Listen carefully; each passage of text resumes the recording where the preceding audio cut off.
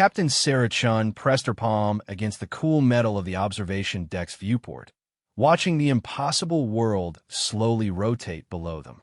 3 months of hyperspace travel had brought the exploration vessel Prometheus to the edge of human space, following signals that defied every known law of physics. "Ma'am, the readings are getting stronger," reported Lieutenant Marcus Rodriguez from the sensor station. His voice carried a mixture of excitement and uncertainty that had become common among the crew over the past week. "Whatever's down there, it's actively scanning us back." Sarah turned from the viewport, her dark eyes reflecting the strange blue-green glow emanating from the planet's surface. The world designated as Kepler 442c had appeared normal in their long-range surveys. A terrestrial planet with breathable atmosphere, liquid water, and signs of complex chemistry that might support life. But as they drew closer, the readings became increasingly bizarre. "Show me the latest scans," she ordered, moving to the central holographic display. The planet materialized in three-dimensional detail above the console. What had looked like ordinary land masses from a distance now revealed themselves to be impossibly geometric structures. Hexagonal continents fitted together like puzzle pieces, separated by perfectly straight channels of water that formed mathematical patterns across the globe's surface. Dr. Elena Vasquez, the expedition's chief xenobiologist, shook her head in disbelief. "The atmospheric composition keeps shifting. 1 minute, it's nitrogen-oxygen like Earth. The next, it's showing trace elements that shouldn't exist in nature. And the magnetic field," she paused, pulling up another display. "It's not just protecting the planet from radiation. It's actively manipulating space-time around it." Chief Engineer Tom Wright looked up from his console, grease stains marking his uniform from his constant tinkering with the ship's systems. "The gravity's all wrong too, Captain. According to our measurements, this world should have crushed itself into a sphere under its own weight. Instead, those geometric patterns remain perfectly stable. It's like the planet is actively maintaining its shape." Sarah studied the data streams flowing across multiple screens. Electromagnetic anomalies, gravitational distortions, and energy signatures that registered beyond their instrument's ability to classify. Every piece of information raised more questions than it answered. "Any response to our communication attempts?" she asked. Communications Officer Lisa Park shook her head. "Nothing on standard frequencies." But she hesitated, adjusting her headset. "There's something else. I've been detecting patterns in the background radiation. They're complex, almost like language, but not directed at us. More like we're overhearing conversations." "Conversations between who?" "That's what I can't figure out. The signals seem to be coming from everywhere and nowhere at the same time.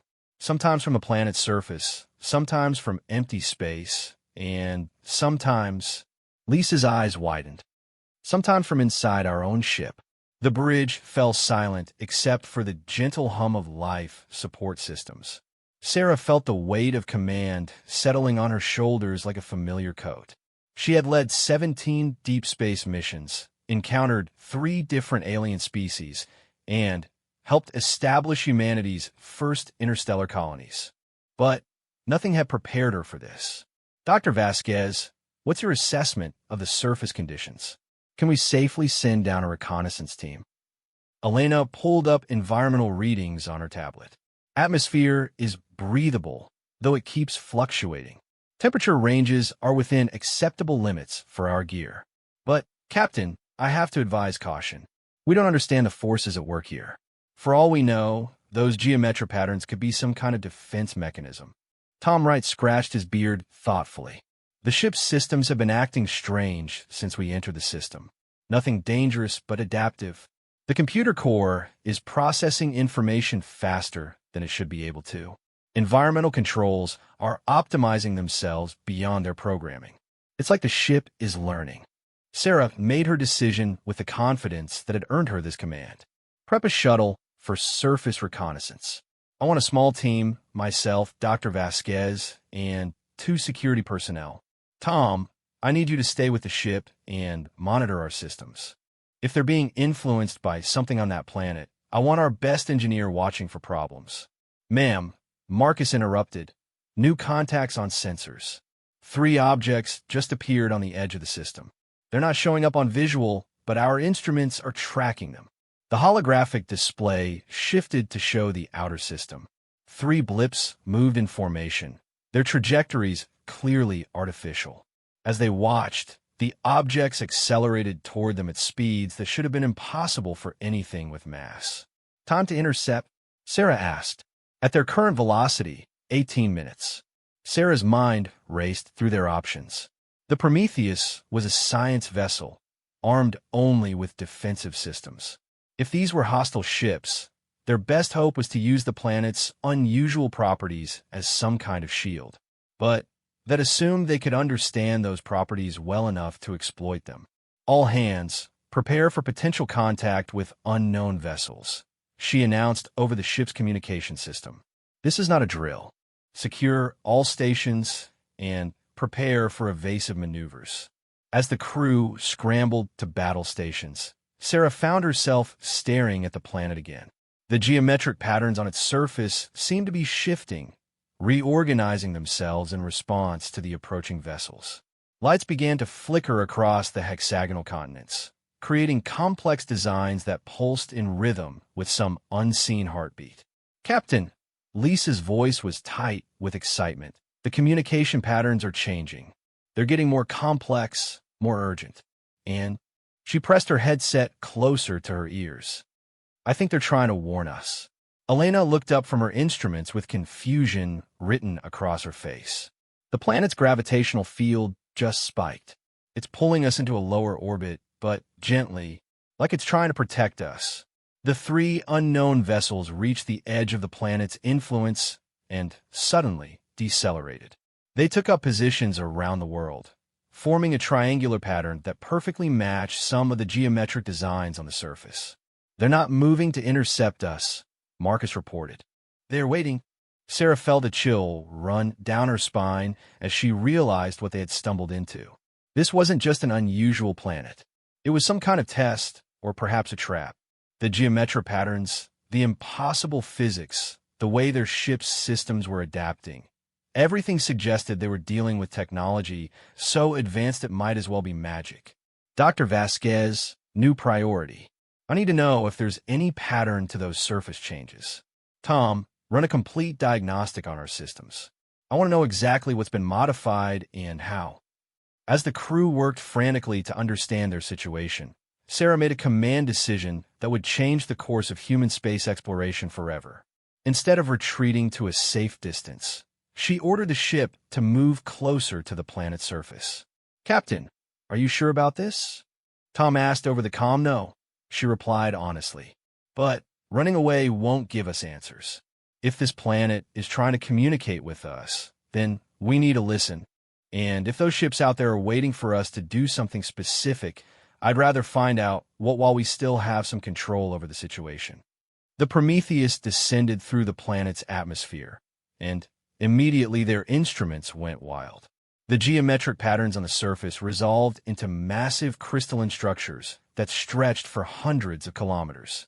What they had taken for land masses were actually enormous machines, their surfaces covered with symbols that shifted and changed as the ship passed overhead. "My God," Elena whispered. "It's not a planet at all. It's a construct. The entire world is artificial." As if responding to her realization, the patterns below began to glow more brightly. Lines of energy connected the hexagonal structures, creating a network that spanned the globe. The 3 ships in orbit moved closer, but their approach felt more like an escort than a threat. Sarah gripped the armrests of her captain's chair as she made the choice that would define humanity's first contact with truly advanced alien intelligence. "Take us down to the surface. It's time to meet our hosts." The shuttle bay doors opened as the ship settled into a landing configuration above one of the larger hexagonal structures. Whatever happened next would determine whether humanity was ready to join a larger galactic community, or if they were simply the latest species to discover that the universe held mysteries far beyond their comprehension. Through the viewport, Sarah could see figures emerging from the crystalline structures below. They moved with purpose toward the landing site, their forms alien but somehow familiar. As the first human boots prepare to touch the surface of the most enigmatic world ever found, she wondered if this moment would be remembered as humanity's greatest discovery or its final mistake.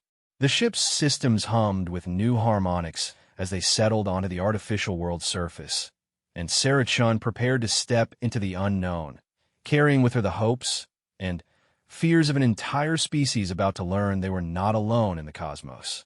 The airlock hissed open, and Captain Sarah Chun took her first step onto the crystalline surface of the artificial world. The ground beneath her boots felt solid yet somehow alive, humming with energy that she could feel through the soles of her environmental suit. Dr. Elena Vasquez followed close behind, her instruments already recording everything from atmospheric composition to the strange magnetic fields that danced around them like invisible aurora. Breathable atmosphere confirmed, Elena reported through the comm, but, Captain, the air itself is showing signs of intelligent manipulation. The oxygen levels are optimizing for human physiology. Sergeant Mike Torres and Corporal Amy Liu, the two security personnel accompanying them, kept their weapons lowered but ready as they formed a protective perimeter around the science team. Their training had prepared them for hostile aliens, but not for a world that seemed to be actively adjusting itself to make them comfortable. The crystalline structure before them rose like a mountain made of living glass, its faceted surface shifting through colors that had no names in human language. Geometric patterns flowed across its walls, creating doorways and pathways that appeared and disappeared with fluid grace. As the team approached, an opening formed at the base of the structure, perfectly sized for human dimensions. "Someone's expecting us," Torres muttered, his hand instinctively moving toward his sidearm. "Or something," Lou added, scanning the area through a rifle scope. "I'm reading movement inside the structure, but the patterns don't match anything in our databases." Sarah made the decision that had defined her career, to move forward despite the unknown. "Elena, are you detecting any immediate threats?" "None that I can identify," Elena replied, though her voice carried uncertainty. "But, Captain, my instruments are picking up some kind of neural activity from the structure itself. It's almost like the building is thinking." They entered through the opening, and immediately their understanding of physics was challenged once again. The interior space was impossibly large, stretching far beyond what the external dimensions should have allowed. Corridors branched off in directions that seemed to exist in more than 3 dimensions, while walls displayed flowing patterns of light that responded to their presence. Prometheus to surface team. Tom Wright's voice crackled through their comms. "We're reading some interesting developments up here. The 3 ships that were waiting in orbit have moved into a defensive formation around us. They're not targeting us, but they're definitely protecting something." Sarah paused in the corridor, considering this information. "Any change in the planet's behavior?" "Actually, yes. The geometric patterns are spreading. We're seeing similar structures emerging on other continents. It's like the whole planet is coming online." Before Sarah could respond, the corridor ahead of them began to glow more brightly.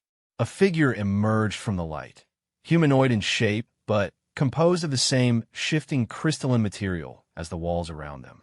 It moved with fluid grace, its form constantly adapting and changing as it approached. The being stopped about 10 meters away and began to change shape. Within moments, it had assumed a form that was remarkably human in appearance, though still translucent and glowing with internal light. When it spoke, the words came not through the air, but directly into their minds. "Welcome, children of Earth. We have been waiting for you to develop sufficient capability to reach us." Elena's instruments went wild, detecting energy patterns unlike anything in their databases. "Captain, it's telepathic. But more than that, it's somehow accessing our language centers directly. It knows how to communicate with us because it's reading our minds. I am what you might call a curator." The being continued, its mental voice warm but tinged with something that might have been sadness. "I am responsible for maintaining this archive and for evaluating species that achieve interstellar capability." Sarah stepped forward, drawing on her diplomatic training. I'm Captain Sarah Chun of the human exploration vessel Prometheus. We come in peace, seeking knowledge and contact with other intelligent life. The curator's form shifted, becoming more solid and defined. We know who you are, Sarah Chun. We have been monitoring your species for some time. Your aggressive expansion, your tendency toward conflict, your remarkable adaptability. You are interesting. You've been watching us? Torres interjected, his military instincts on high alert. Watching, testing, preparing. The curator gestured to the walls around them, which began displaying images, scenes from human history, from the first use of fire to the launch of their first interstellar ships. Every species that achieves faster-than-light travel eventually finds their way here. This world serves as a trial, a way to determine if a species is ready for membership in the Galactic Collective. Elena pulled out her tablet, frantically recording everything. What kind of trial? Survival, primarily, but also wisdom, adaptability, and the capacity for growth beyond your base instincts. The curator moved toward a section of wall that became transparent, revealing a vast chamber beyond. Kulme, there is much you need to understand. They followed the being into the chamber, where they found themselves surrounded by floating displays showing hundreds of different worlds and species. Some they recognized as environments that might support life. Others were so alien that their minds struggled to process them. The Galactic Collective consists of 1,743 member species, the curator explained.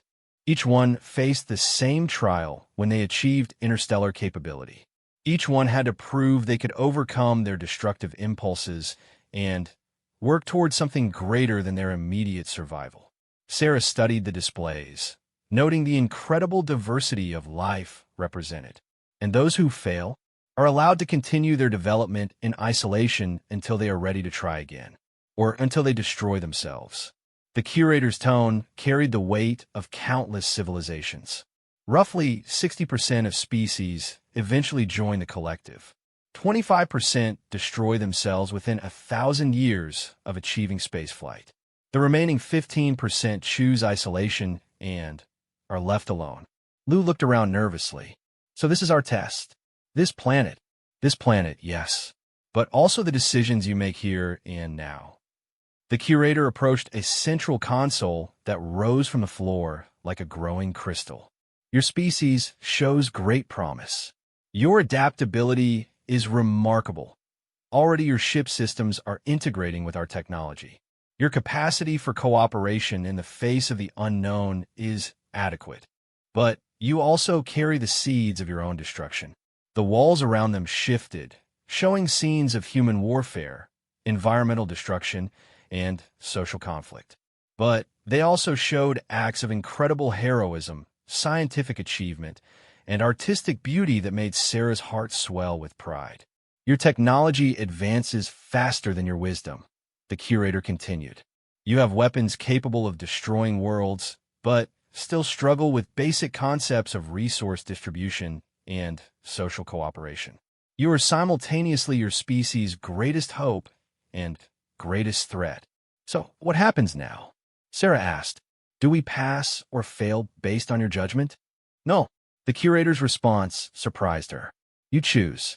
We will show you what membership in the collective offers: shared knowledge, protection from cosmic threats, access to technologies that could solve every problem your species faces. But acceptance comes with responsibilities. You would need to abandon your aggressive expansion and work within collective guidelines for planetary development. Elena looked up from her instruments.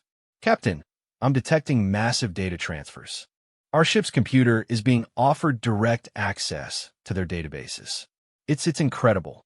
Medical knowledge that could cure every disease, energy technologies that could power worlds without environmental impact, transportation methods that could connect every human settlement. But the curator continued, you could also choose independence. You would be allowed to continue your current path, but with full knowledge of what exists beyond your current understanding. Some species thrive under such conditions. Others find the isolation crushing once they know what they're missing. Sarah felt the weight of the decision settling on her shoulders. This wasn't just a choice for her crew. It was a choice that would define humanity's future among the stars. Asterisk Prometheus asterisk to surface team. Tom's voice cut through the chamber. Captain, we've got a situation developing. Long-range sensors are detecting multiple fleets converging on this system. Some of them are showing energy signatures that match the ships already here, but others are reading as hostile. The curator's form shifted, becoming more angular and urgent. The Devourers. They monitor our trials and attempt to eliminate species before they can achieve collective membership.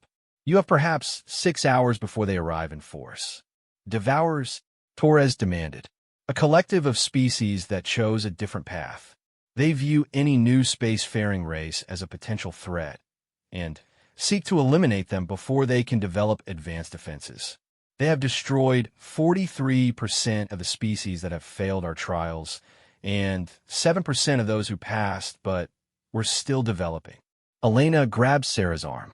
Captain, if they're coming here because of us, then this is no longer just about our choice, Sarah finished. We've put this entire facility at risk. The curator nodded gravely. Indeed.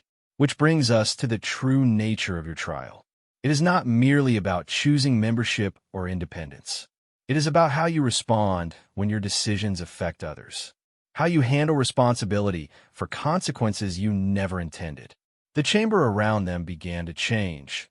Weapons systems rising from the floor, while the walls displayed tactical information about the approaching hostile fleets. Sarah realized that whatever choice they made, humanity was about to face its first real test as a member of the galactic community, a trial by fire that would determine not just their survival, but their character as a species. Show me everything, she commanded. If we're going to face this threat, we need to understand what we're up against. And we need to understand it now. As data flowed into their minds through the curator's telepathic link, Sarah began to grasp the true scope of the universe they had stumbled into. The choice between membership and independence suddenly seemed simple compared to the challenge of proving that humanity deserved either option. The data flowing through the curator's telepathic link hit Captain Sarah Chun like a cold wave. Images of destroyed worlds, scattered debris where entire civilizations had once thrived, and the horrifying efficiency of the Devourer's campaign of elimination. But mixed with the terror was something else, detailed tactical information about every defensive capability the archive world possessed.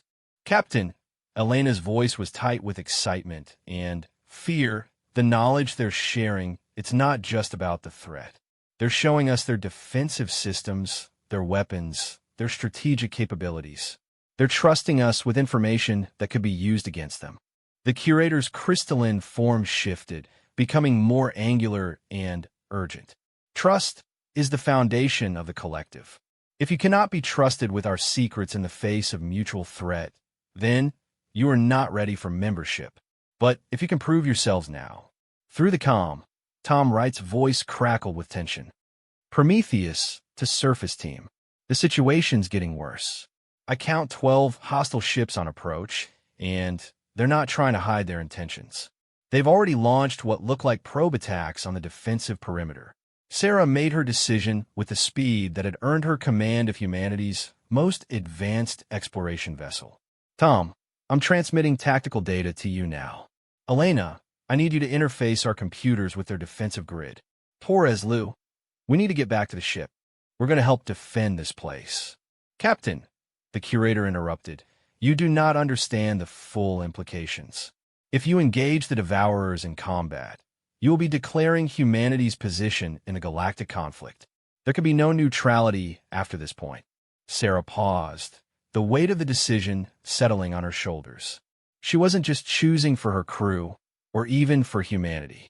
She was making a choice that would echo through generations of human space exploration. Then, we choose to stand with those who gave us a chance, she said firmly.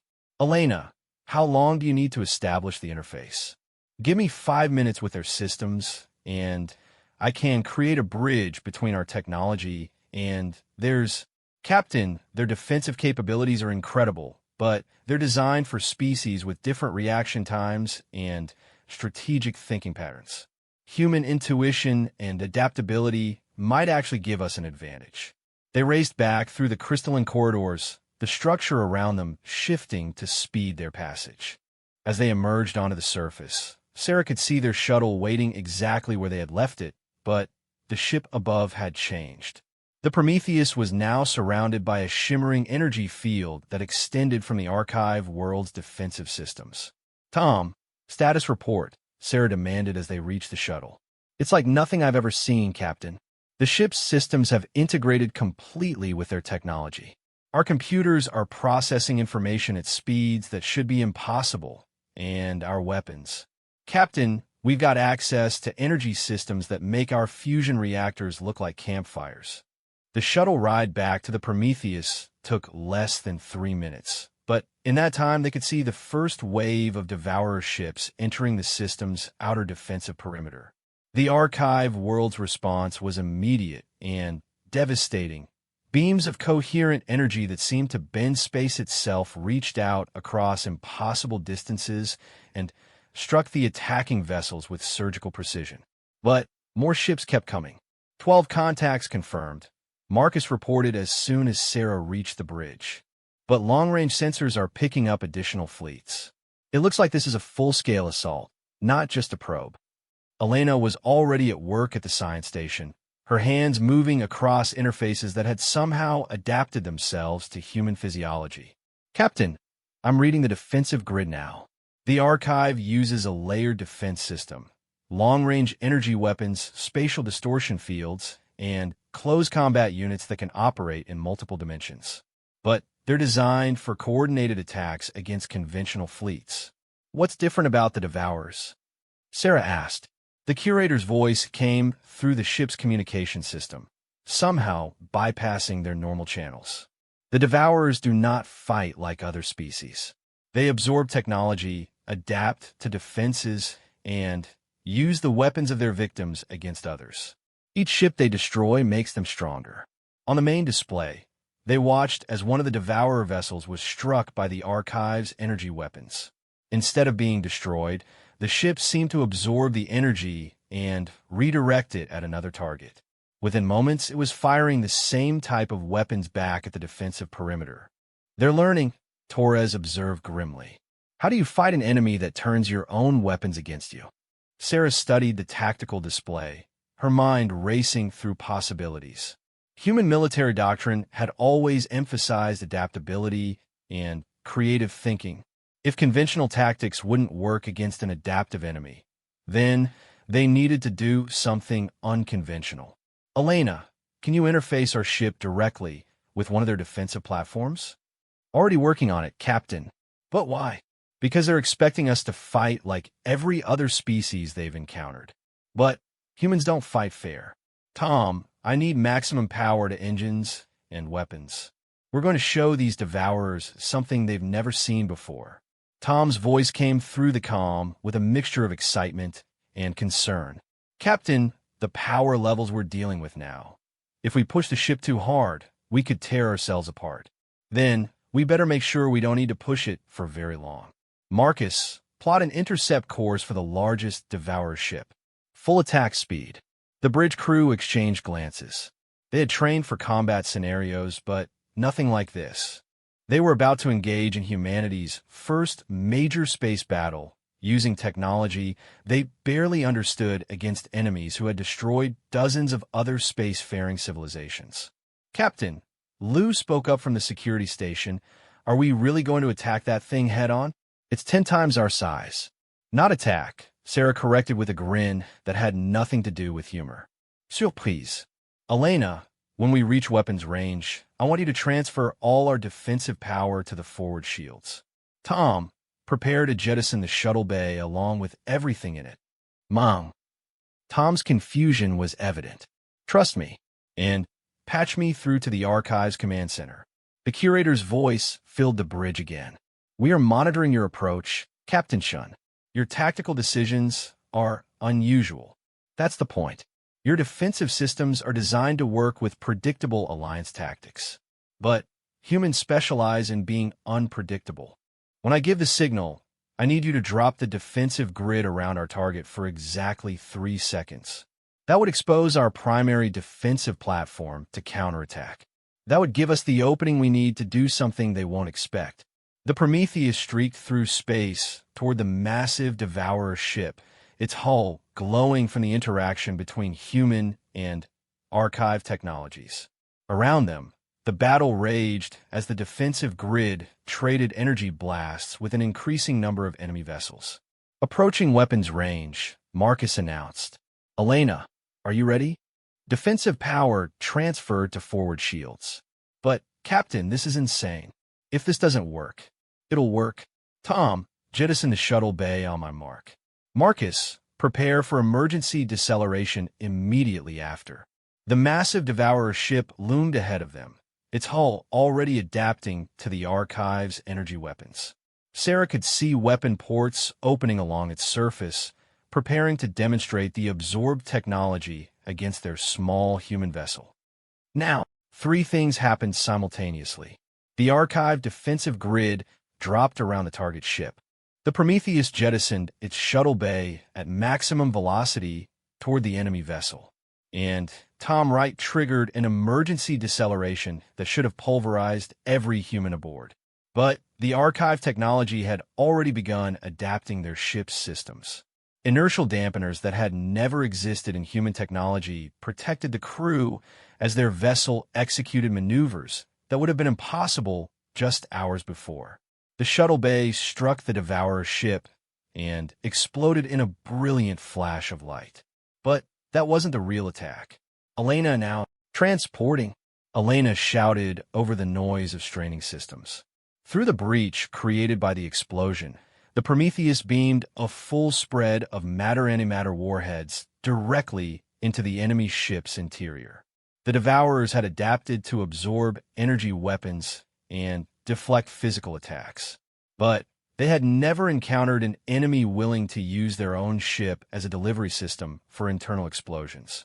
The massive vessel came apart from the inside, its adaptive hull unable to contain the fury of multiple antimatter detonations within its superstructure. "Target destroyed," Marcus reported with amazement in his voice. But their victory was short-lived. The remaining Devourer ships had witnessed the attack and were already adapting. More vessels were emerging from hyperspace, and their formation patterns suggested they were preparing for a coordinated assault on the Archive world itself. "Curator," Sarah called out, "how many more ships can you handle?" "With conventional tactics, perhaps half of what approaches. But, Captain Shun, your species' tactical creativity has given us new options. If you are willing to continue fighting alongside us." Sarah looked around the bridge at her crew. Elena was grinning despite the sweat beading on her forehead. Tom was making adjustments to systems he had never seen before. Marcus and Lisa were coordinating with alien defensive networks using interfaces that had adapted to human thought patterns. Torres and Lou stood ready for whatever came next. These were her people, adaptable, creative, stubborn humans who had just proven they could hold their own in a galactic war. "We're with you," she declared, "but we do this our way. Elena, I want options for every unconventional tactic you can think of. Tom, push our systems as hard as they'll go. Marcus, coordinate with their fleet elements, but use human tactical doctrine."